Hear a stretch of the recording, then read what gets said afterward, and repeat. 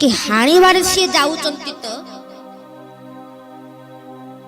तो पचरी पिला छुआ समस्त से रक्षा कर बापा तुम एमती करना बापा तुम एमती करना तुम आमु छाड़ी कड़े पड़ेब बापा तुम एमती करना केते केते बुझा गला सब किछि से बुझिले ना।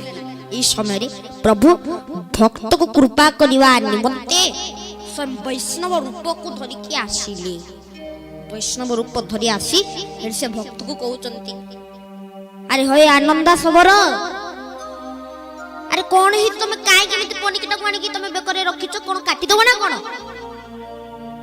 संगे संगे सेति आनंद सबर को तुम कोन देखा दउनी मु काटी देबी मो बेकटा को तुम कोन देखा देनी मते पचरबो ना। अच्छा हां काटी दबो तो कोन पे काटी दबो ना मु आज गोटे पाप कर्म करछि एटा काउ कहइबोनी मु से पाप कर्मटा काउ कहइबोनी ना। अच्छा हो सब प्रभु तो सब जानि किए